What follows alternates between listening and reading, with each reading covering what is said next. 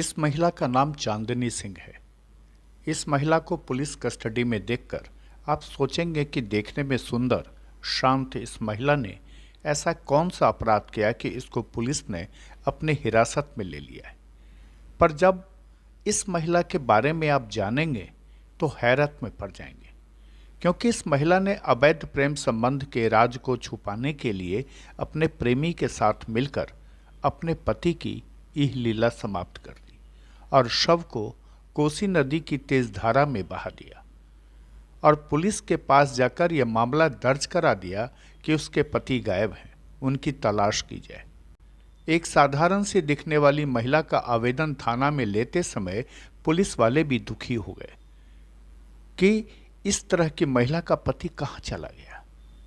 इस महिला ने थाना में पति के लापता होने के जो आवेदन दर्ज कराए उसमें उसने लिखा कि उसके 3 संतान हैं और पति नशे की वजह से घर का खर्चा नहीं दे रहा था और 10 जुलाई को उसने जब पति से घर चलाने के लिए पैसा मांगा तो पति ने झगड़ा किया और फिर कहीं गायब हो गए।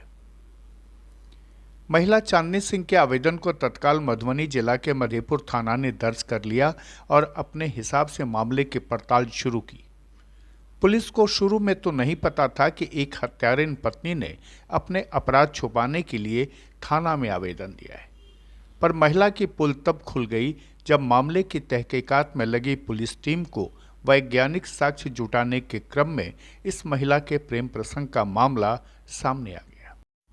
मधुबनी के झंझारपुर के डीएसपी आशीष आनंद ने बताया कि भीठ भगवानपुर के रहने वाले निरंजन सिंह के गायब होने की सूचना जब उनकी पत्नी चांदनी सिंह ने दी तो जांच के क्रम में यह बात सामने आई कि निरंजन सिंह की 25 साल की पत्नी चांदनी सिंह का गांव के ही राजकुमार सिंह से 2 सालों से प्रेम प्रसंग चल रहा था।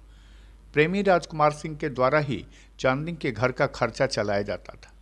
बीते 2 साल से चांदनी सिंह के घर में राजकुमार सिंह का आना जाना था। फोन से लंबी लंबी बातें हुआ करती थी। 8 जुलाई को राजकुमार सिंह ने अपनी प्रेमिका चांदनी सिंह को कहा कि तुम्हारे पति निरंजन सिंह की हत्या अपराधियों से करवा देता हूं ताकि मिलने जुलने में कोई परेशानी न हो। हत्या की इस योजना पर चांदनी सिंह ने भी हामी भर दी और 10 जुलाई की रात घर के कमरे में सोए पति की हत्या प्रेमी राजकुमार सिंह और उसके साथ आए 2 अन्य अपराधियों ने गला दबाकर कर दी और हत्या के बाद निरंजन सिंह के शव को मोटरसाइकिल की बीच वाली सीट पर बिठाकर कोसी नदी की धारा में फेंक दिया। निरंजन सिंह का शव अभी तक पुलिस को बरामद नहीं हुआ है। चांदनी सिंह ने पति की हत्या करने के बाद स्वीकार कर ली। एसडीपीओ आशीष आनंद ने बताया कि हत्या के बाद पत्नी ने बड़े ही चालाकी से पति के लापता होने की प्राथमिकी 19 जुलाई को मधेपुर थाना में दर्ज करा दी।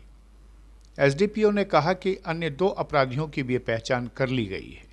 एक अपराधी दरभंगा जिले का तो दूसरा लखनऊ थाना क्षेत्र का रहने वाला है। कि चांदनी सिंह जिन्होंने अपने हस्बैंड निरंजन सिंह के बारे में मिसिंग की बात बताई थी, उसमें उन्होंने अपने इलिसिट रिलेशन के चलते अपने प्रेमी और उनके अन्य साथियों के साथ 10 तारीख को, जिस दिन मिसिंग का डेट है, उसके रात में लगभग 10:30-11 बजे के आसपास उन्होंने उसके अपने घर के आंगन के बरामदे पर उसकी हत्या हो गई थी और उसके बाद उसके डेड बॉडी को एक बगल के टेंगराही नदी में डिस्पोज कर दिया गया था। मेरे द्वारा लगातार मॉनिटरिंग की जा रही थी और पुलिस अधीक्षक महोदय को इसका अपडेट किया जा रहा था और बिल्कुल साइंटिफिक इन्वेस्टिगेशन से यह बात क्लियर हुई और जिसके बाद जब एविडेंस के आधार पर हमने इस पादरी से पूछताछ की तो इन्होंने भी अपने कन्फ्यूजन में बताया यह बात सही है कि वो लगभग कुछ सालों से अपने हस्बैंड से परेशान चल रही थी।